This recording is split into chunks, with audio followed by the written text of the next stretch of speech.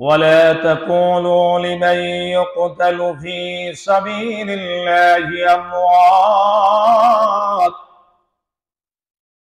بل أحياء ولكن لا تشعرون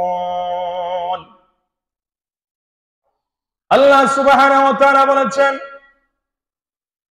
যারা আল্লাহর রাস্তায় জীবন উৎসর্গ করে দেয় তাদেরকে তোমরা মৃত বলো না। যেই সমস্ত মুজাহিদরা আল্লাহর রাস্তায় জিহাদ করে শহীদ হয়ে যায় তাদেরকে তোমরা মৃত বলবা না। বাল আহইয়া, বরং তারা হলো জীবিত। সুবহানাল্লাহ। যারা আল্লাহর রাস্তায় জীবন উৎসর্গ করে মুজাহিদগণ তারা কি মৃত? আল্লাহর বাক্য তারা কি জীবিত? দেখেন না, যারা যুদ্ধের ময়দানে শহীদ হয় তাদেরকে নবীজির নির্দেশ, তাদেরকে বিনা গোসলে দাফন করা হয়। তাদের গোসল লাগে, যে অবস্থায় এই অবস্থায় তাদেরকে দাফন করা হয়। আর মুজাহিদগণ তারা দুনিয়া থেকে বিদায় নেওয়ার সাথে সাথে আল্লাহর তরি জান্নাত তাদের জন্য অপেক্ষা করে। সুবহানাল্লাহ। যদিও তাদেরকে শরীরে জান্নাতের মধ্যে দেওয়া হয় না, একটা পাখির আকৃতিতে তাদের রূহকে দেওয়া হয়। ওই পাখিটা জান্নাতের বিভিন্ন স্থানে ঘুরে বেড়ায়, সে আনন্দ ভোগ করে। সুবহানাল্লাহ। আর শহীদগণ তারা যেখানে দাফন করা হয়, আপনি যদি 20 বছর 50 বছর পরেও যদি তাদেরকে কোন কারণে বিভিন্ন জায়গায় দেখা হয়েছে, হযরত ওমর রাদিয়াল্লাহু তাআলা আনহুর জামানায় এক সাহাবীর লাশ এক কারণে গর্ত করা হয়েছিল, তাজা লাশ দেখা যাচ্ছে। কিছু আঘাত লাগছিল, দেখা যায় যেমন জীবিত মানুষের শরীর থেকে যেভাবে রক্ত বের হয়, প্রবাহিত হয়, ঠিক তেমনি ভাবে এই শহীদের শরীর থেকেও তাজা রক্ত বের হচ্ছে। সুবহানাল্লাহ। শহীদরা, এজন্য শহীদদেরকে মৃত বলো না, তারা জীবিত। এজন্য মুসলমান ইমানদার, ওই মক্কার কুরাইশ কাফেররাও নবীজির উপরে, সাহাবীদের উপরে, নবমুসলিমদের উপরে বিভিন্ন ভাবে তারা নির্যাতন করেছিল। হযরত ওমর রাদিয়াল্লাহু তাআলা আনহু, হযরত হামজা রাদিয়াল্লাহু তাআলা তারা যখন ইসলাম গ্রহণ করলেন তখন ইসলামের শক্তি আরো বৃদ্ধি পেতে লাগলো। বৃদ্ধি পাইলে কি হবে? ওই মক্কার কুরাইশ কাফেররা তারা তো তাদের স্টাইল পরিবর্তন করে এক এক সময় নির্যাতন শুরু করে দেয়। মুসলমানদেরকে নামাজ পড়তে তখন বাধা দিত, কোরআন তেলাওয়াত করতে বাধা দিত, বিভিন্ন নির্যাতনের সম্মুখীন তাদেরকে করত। কিন্তু আল্লাহ রাব্বুল আলামিন নবীজিকে এত ধৈর্যশীল বানিয়ে দিলেন, এই সমস্ত সাহাবীরাও তারা ধৈর্যশীল হয়ে গেলেন। বাতিলের মোকাবেলা করে তারা নীরবে সহ্য করে ইসলামের প্রচার প্রসার তারা চালিয়ে যেতে লাগলেন। এক পর্যায়ে মক্কার কুরাইশ কাফেররা যখন দেখলো কোনো রকমই মুসলমানদেরকে দমিয়ে রাখা যাচ্ছে না, নবীজিকে ইসলামের প্রচার প্রসার থেকে বিরত রাখা যাচ্ছে না, তখন তারা নবীজির চাচা আবু তালেবকে বলল যে তোমার ভাতিজা মুহাম্মদকে যখন তুমি দমিয়ে রাখতে পারো না, তখন তোমাদেরকে বয়কট করা হবে, সমস্ত মুসলমানদেরকে বয়কট করা হবে। শিয়াবে আবি তালিবকে তারা বন্দী করে রাখলো, গৃহবন্দী করে রাখলো প্রায় 3 বছরের মতো। কয় বছর? প্রায় 3 বছরের মতো তারা বয়কট করলো মক্কার কুরাইশ কাফেররা। অর্থাৎ বনি হাশিম, নবী করিম সাল্লাল্লাহু আলাইহি ওয়াসাল্লাম কুরাইশ বংশের বনি হাশিম গোত্রে তিনি জন্মগ্রহণ করেছেন। এই গোত্রে যারা মুসলমান যারা ছিল তাদেরকে বন্দী করে রাখা হয়েছিল। কেমন বন্দী? তাদের সাথে কোনো লেনদেন হবে না, ব্যবসা বাণিজ্যের চুক্তি হবে না, তাদেরকে কেউ কোনো পণ্য দিতে পারবে না। এইরকম ভাবে 3টা বছর খুব কষ্ট হয়েছে। তাদের সাথে কোনো মানুষের কথাবার্তা চলবে না মুসলমান ছাড়া, এমন ভাবে তারা বন্দী করে রেখেছিল। তখন নবী করিম সাল্লাল্লাহু আলাইহি ওয়াসাল্লাম এবং সাহাবীদের জন্য, এমনকি ওনার চাচা আবু তালেব, তিনি তো তখন ঈমান গ্রহণ করেন নাই, কিন্তু ঈমান গ্রহণ করছেন না, ওনার জন্য উনি আসলে মহানবী সাল্লাল্লাহু আলাইহি ওয়াসাল্লামের জন্য, ভাতিজার জন্য যে কোরবান তিনি দিয়েছেন, এটা অতুলনীয়। তবে ওনার কি হয় নাই? ঈমান নসিব হয় নাই। কারণ ঈমান, হেদায়েত দেওয়ার মালিক কে বলেন তো? আল্লাহ তাআলা। কোন বিশ্বাসের আসেনি, খাজা বাবার আসেনি ঈমানের কি দেওয়া?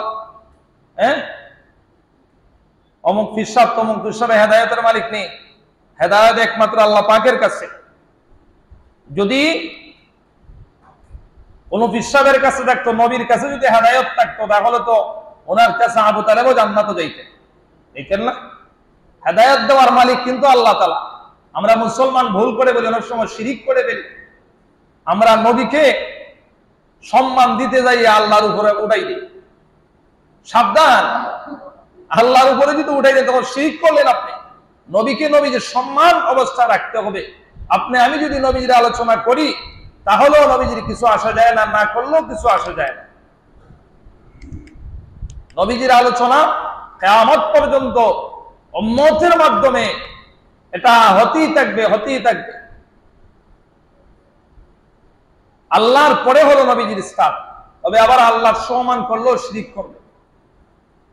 এজন্য হেদায়েত দেওয়ার মালিক হলেন একমাত্র আল্লাহ তাআলা।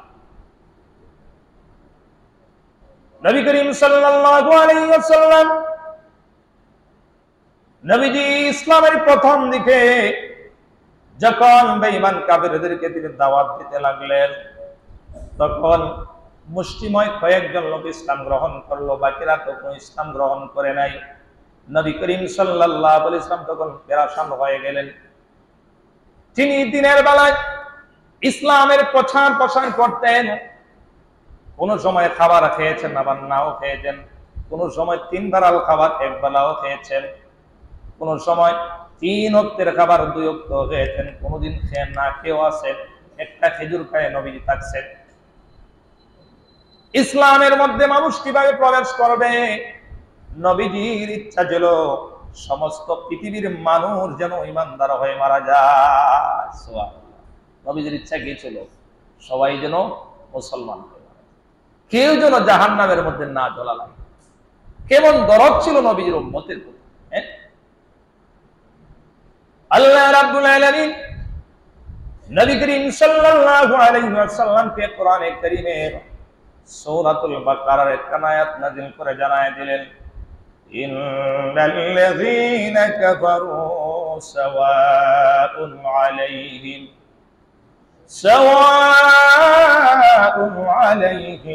আআনযারতাহুম আম লাম তুনযিরহুম লা ইউমিনুন। আল্লাহ রাব্বুল আলামিন নবীজিকে জানায় দিলেন, নিশ্চয় যারা কাফের, আপনি তাদেরকে ভয় প্রদর্শন করেন অথবা নাই করেন, তারা ঈমান আনবে না। তাদেরকে আপনি ভয় প্রদর্শন করেন আর না করেন, তারা ঈমান আনবে না। হেদায়েতের মালিক হলাম আমি একমাত্র আল্লাহ তাআলা। নবীজি, আপনি এ ব্যাপারে কোনো টেনশন করবেন না। আপনার কোনো চিন্তা যেন না হয় কে ঈমান গ্রহণ করবে আর কে করবে না, এটা আমি আল্লাহ। আপনার দায়িত্ব হলো আপনি পৌঁছে দেওয়ার দায়িত্ব, আর গ্রহণ করানোর মালিক হলাম আমি আল্লাহ তাআলা। দেখেন নবীজির ইচ্ছা, আবু তালেব এত কষ্ট করেছেন নবীজির জন্য। 3টা বছর তিনি বন্দী অবস্থায় থাকছেন। বড় প্রাণনাশের হুমকিতে তিনি ছিলেন। মক্কার কুরাইশ কাফেররা ওনাকে হুমকি দিয়েছিল, ওনাকে হত্যার হুমকি দিয়েছিল। কারণ কি? কারণ তাদের ইচ্ছা ছিল যে আবু তালেব ওনার বাতিজা মুহাম্মদ সাল্লাল্লাহু আলাইহি ইসলামকে ওই মক্কার লিডারদের হাতে তুলে দেবেন আর তারা নবীজিকে হত্যা করে ফেলবে। নাউযুবিল্লাহ। তিনি বলছেন না, কখনো সম্ভব হবে না। আমি আমার ভাতিজাকে আমি তোমাদের হাতে সমর্পণ করব না। আল্লাহ রাব্বুল আলামিন আয়াতের মধ্যে জানায় দিয়েছেন, খাতামাল্লাহু আলা কুলুবিহিম ওয়া আলা সামইহিম ওয়া আলা আবসারিহিম ওয়া আলা আবসারিহিম গিশাওয়া ওয়া লাহুম আযাবুন আযীম। আল্লাহ বলেন, আমি তাদের খাতামাল্লাহ, তাদেরকে মোহরান্বিত করে দিয়েছি, মোহর মেরে দিয়েছি, আলা কুলুবিহিম, তাদের অন্তরের মধ্যে মোহরান্বিত করে দিয়েছি, ওয়া আলা আবসারিহিম, তাদের চক্ষুর মধ্যে, ওয়া আলা আবসারিহিম গিশাওয়া, তাদের চক্ষুর মধ্যে, তাদের অন্তরের মধ্যে, তাদের কানে ও শোনে না। অথচ আল্লাহ তাদেরকে অন্তর দিয়েছেন, দুনিয়ার সবকিছু দ্বারা বুঝে, কিন্তু আখিরাতকে দ্বারা বুঝতে সক্ষম হয় না। যেটা তাদের জন্য আখিরাতে কল্যাণকর হবে, ওই বিষয়টা দ্বারা বুঝতে রাজি হয় না। কিন্তু তাদের অন্তর কিন্তু আছে, অন্তর কিন্তু আছে, কিন্তু দ্বীন ইসলাম বুঝতে দ্বারা সক্ষম হয় না। শুধু কাফের না, কাফেরদের মধ্যে শুধু কাফের না, একদল নাস্তিকের দলও আছে, তারাও বলে যে তাদের অন্তর ঠিকই আছে, কিন্তু তারা ইসলামের সঠিক জিনিসটা তাদের কাছে বুঝে আসে না। তাদের কাছে দুনিয়া বিগত লোভ লালসার জিনিসের সবগুলি বুঝে আসে। তাদের চক্ষু থাকা সত্য, তাদের চক্ষু আছে, কিন্তু দুনিয়াবি জিনিস তারা দেখে, কিন্তু আখিরাতের বিষয়টা তাদের সামনে স্পষ্ট হয় না। আখিরাতের বিষয়টা স্পষ্ট হয় না। তাদের কর্ণ আছে, কান আছে, কান দিয়ে তারা ভালো জিনিস গ্রহণ করবে, ভালো জিনিসটা তাদের গ্রহণ করতে সক্ষম হয় না। এই জন্য আল্লাহ বলেন, আমি তাদেরকে মোহরান্বিত করে দিয়েছি, মোহর করে দিয়েছি। নবী গো, আপনি যদিও চেষ্টা চালিয়ে যান, কিন্তু আমি আল্লাহ বলেন হেদায়েতের মালিক। যদি আল্লাহ হেদায়েত নবীর কাছে দিয়ে দিলেন, তাহলে আবু তালেব কেন জান্নাতে যাইতেন না? আবু তালেব তো কলিমা পড়লেন না, কি বলেন? এজন্য হেদায়েতের মালিক হলেন আল্লাহ তাআলা। মুসলমান ইমানদার, ওই মক্কার কুরাইশ কাফেররা, বনি হাশিম গোত্রের যারা মুসলমান হয়েছিল, বিশেষ করে মুহাম্মদ সাল্লাল্লাহু আলাইহি ওয়াসাল্লাম এবং ওনার সাথে যারা নবমুসলিম ছিলেন, মুসলমান হয়েছিলেন, আবু তালেব সহ তাদেরকে তারা বন্দী করে রেখেছিল। তাদের সাথে কোনো কথাবার্তা হবে না, তাদের সাথে ব্যবসা বাণিজ্য হবে না, তাদের সাথে বিয়ে শাদীও হবে না, কারো কেউ কোনো আত্মীয় করতে পারবে না। অবস্থায় খুব কষ্ট করে কোনো সময় নবী খেয়েছেন। মুসলমান 3 দিনও চলে গেছে, এমন সময়ও তাদের পেটের মধ্যে এক টুকরা খেজুর পর্যন্ত পড়ছে না। গাছের পাতা খাইছেন, গাছের পাতা, গাছের পাতা খেয়ে 2 দিন 3 দিন এরকমও গেছে। কি করবেন? টাকা দিয়েও কেউ মাল দিতে চায় না, সবাই বয়কট করে ফেলেছে। গোপনে গোপনে আম্মা জান হযরত খাদিজা রাদিয়াল্লাহু তাআলা আনহা কিছু আত্মীয়, তারা গোপনে গোপনে গম আটা গোপনে গোপনে তারা পৌঁছে দিতেন। এগুলার কয়দিন খাওয়া যায় বলেন তো? কয়দিন খাবার খাওয়া যায়? তবে হারাম মাস যে প্রতি বছর যে 3টা মাস যে আল্লাহ হারাম করেছেন, এই মাসের মধ্যে যুদ্ধ বিগ্রহ করা হারাম করে আল্লাহ দিয়েছেন। ওই মাসের মধ্যে তারা ওই মাসগুলোতে শুধু সুযোগ দিত।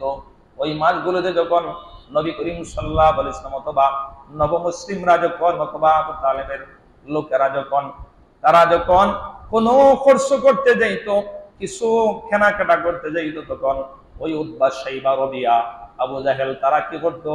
তারা বলে দিত যে তোমরা বেশি বেশি করে তোমরা দাম চাইবে, যাতে তারা এত টাকায় কিনতে সক্ষম না হয়। চিন্তা করছেন, 1 টাকার জিনিস 100 টাকা, এইরকম ভাবে তারা ছড়া মূল্য এই 3টা বছর খুব সংকটাপন্ন অবস্থায় কাটিয়েছেন। জোহর নামে জিহাদ নামে এক লোক ছিলেন, কিন্তু ভিতরে ভিতরে যারা নবী করিম সাল্লাল্লাহু আলাইহি ওয়াসাল্লামকে ভালোবাসতেন, মুসলমানদেরকে যারা ভালোবাসতেন, তখনও তারা ইসলাম গ্রহণ করেননি। কিন্তু তাদের কাছ থেকে সম্মতি নেওয়া হয় নাই। ওই আবু জাহেল, আবু লাহাব, উতবা, সাইবারা নিজেরাই একটা তাদের চুক্তি করে কাবা শরীফের দেওয়ালের মধ্যে তারা একটা চুক্তিনামা তারা লটকায় রেখেছিল। এরপর থেকে মক্কার কোনো আর কাফেররা তাদের সাথে, মুসলমানদের সাথে, নবীজির সাথে তারা যোগাযোগ করতো না।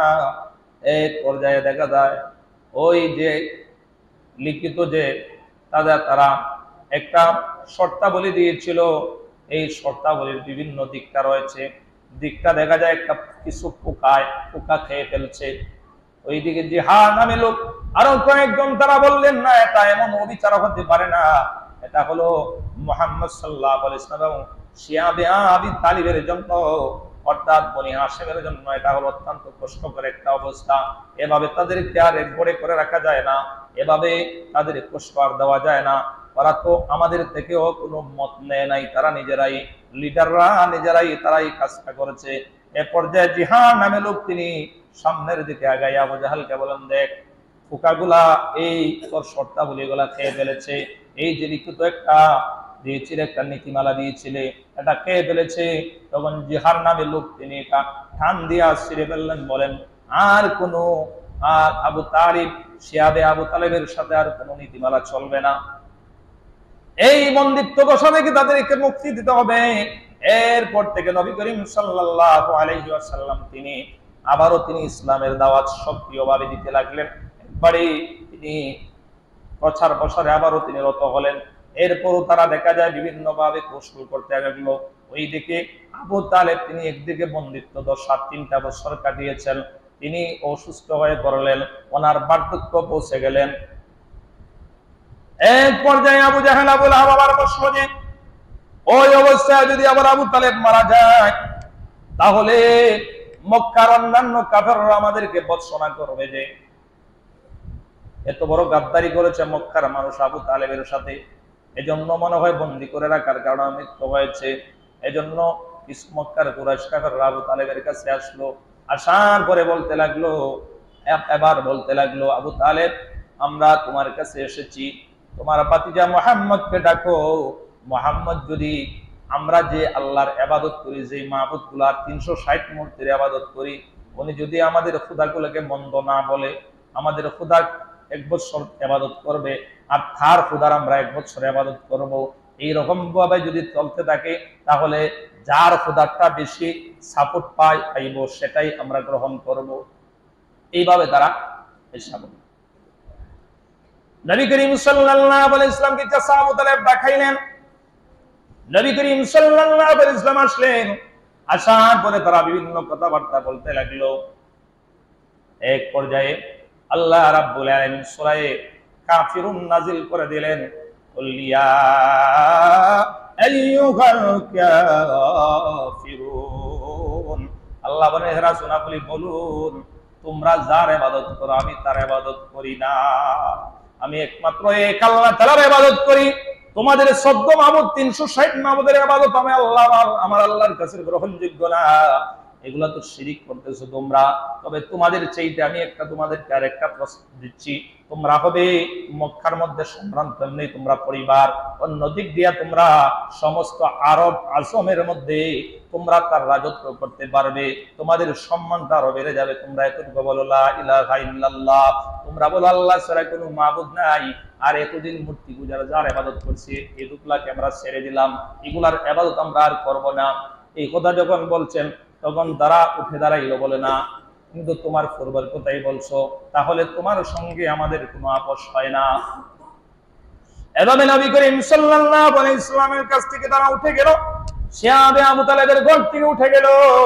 উঠে যাওয়ার পরে নবী করিম সাল্লাল্লাহু আলাইহি ওয়াসাল্লাম সাহাবীদের উপরে আরো বিভিন্ন অত্যাচারের মাত্রা বাড়িয়ে দিল। এক পর্যায়ে নবী করিম সাল্লাল্লাহু আলাইহি ওয়াসাল্লাম সাহাবীদেরকে বললেন, তোমরা আবিসিনিয়া তোমরা হিজরত করে চলে যাও। এক বর্ণনায় আছে প্রায় 17 জন মহিলা, 40 জন পুরুষ, আরেক বর্ণনায় 40 জন পুরুষ আর 37 জন মহিলা, এইভাবে বর্ণনা দেওয়া হয়েছে। আবিসিনিয়া বাদশাহ নাজ্জাশীর এলাকার মধ্যে ওই নবমুসলিমগণ তারা চলে গেলেন, সেখানে তারা আশ্রয় নিলেন। সেখানেও মূর্তি পূজারও সেখানে প্রবল ছিল, সেখানেও মূর্তি পূজা হইতো। কিন্তু বাদশাহ নাজ্জাশী তিনি তাদেরকে মুহাম্মদ সাল্লাল্লাহু আলাইহি ওয়াসাল্লাম যে পাঠিয়েছেন এই বলে তিনি তাদেরকে বলেন, ঠিক আছে তোমরা এখানে থাকো। তাদের প্রতি নমনীয় ছিলেন, মুসলমানদের প্রতি তিনি নমনীয় ছিলেন। তারা তাদের ধর্ম পালন করত, কিন্তু মুসলমানরা তারা এক আল্লাহর ইবাদত বন্দী করত। এভাবে যখন কিছুদিন গেল, এটাও এই মক্কার কুরাইশ কাফেরদের সহ্য হচ্ছে না, এটাও তাদের ভালো লাগে না।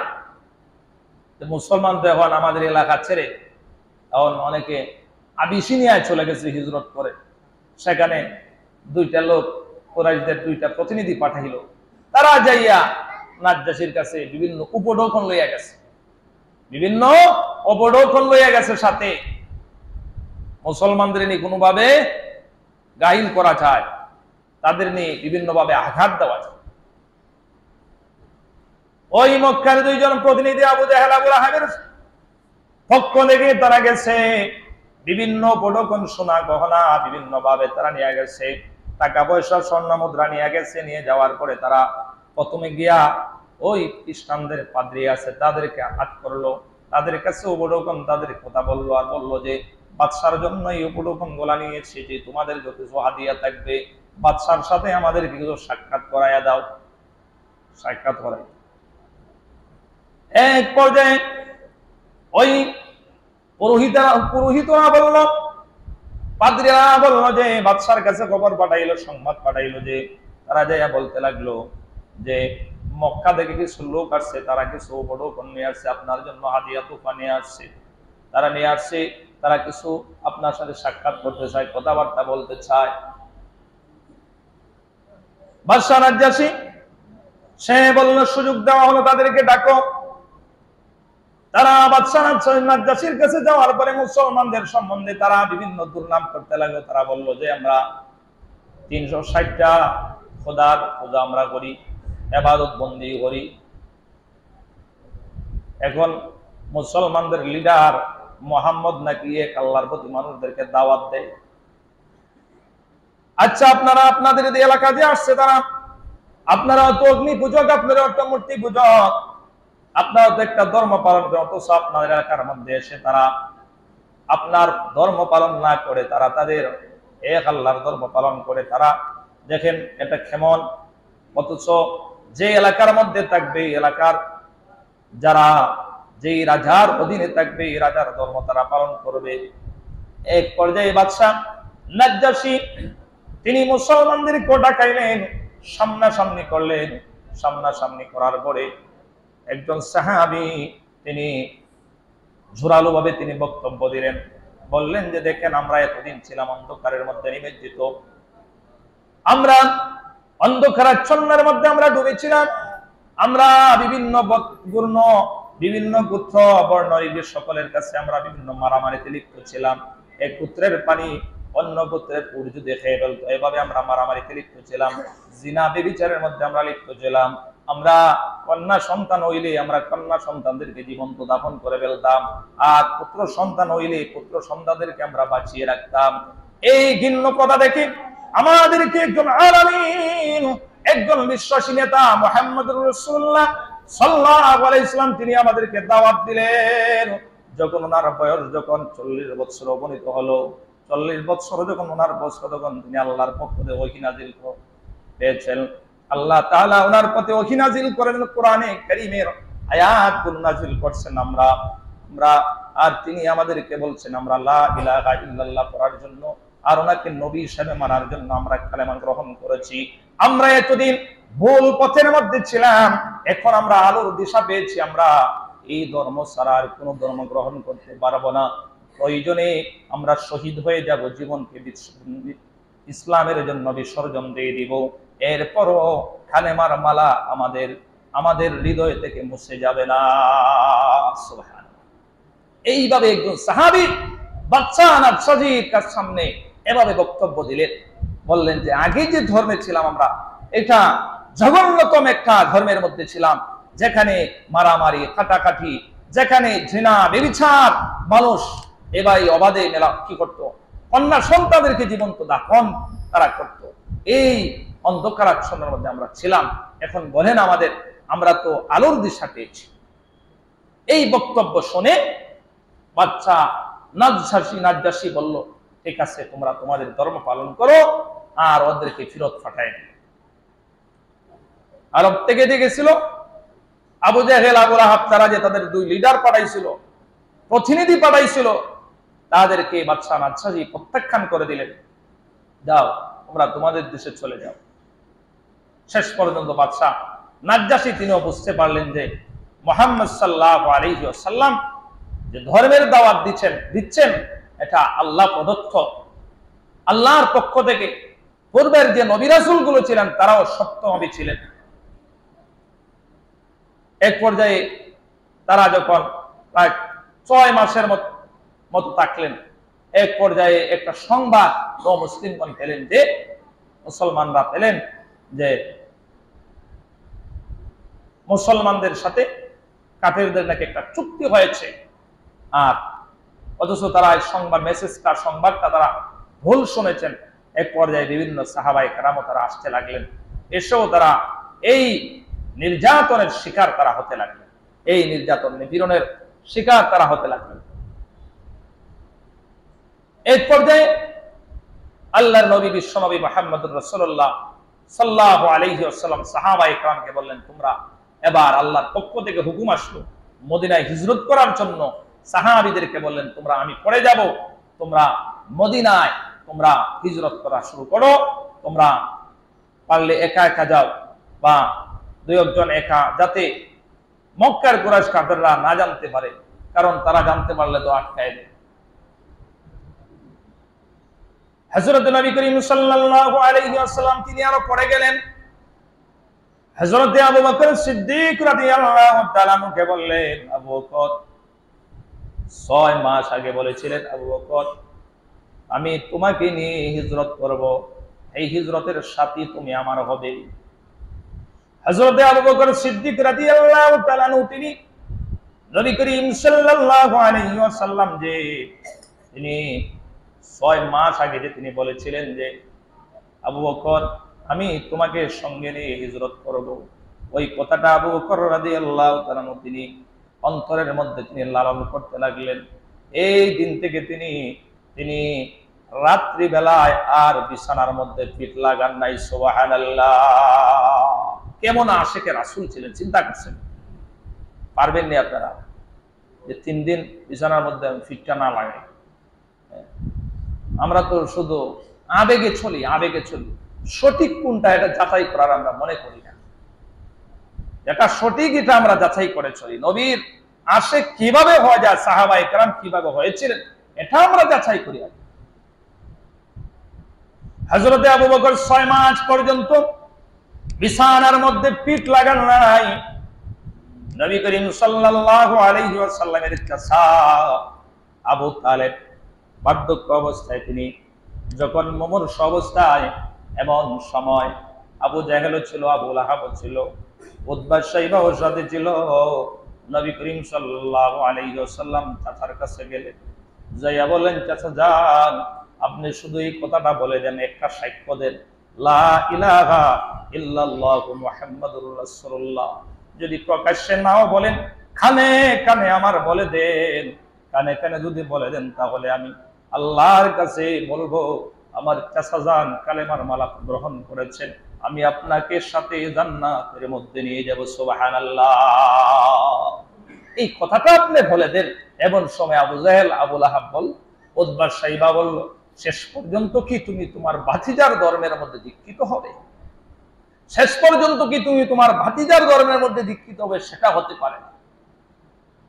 বাপ দাদার ধর্ম ছেড়ে দিবে? ওই যে তারা বলে দিয়েছে মুমূর্ষ অবস্থায়, তার উপরেই আবু তালেব তিনি দীক্ষিত ছিলেন, আর ঈমান নসিব হয় নাই। যদি একথাটা বলে দিতেন, লা ইলাহা ইল্লাল্লাহু মুহাম্মাদুর রাসূলুল্লাহ, আস্তে আস্তে কানে কানে নবীজির বলে দিতেন, এরপরও তিনি জান্নাতে চলে যেতেন।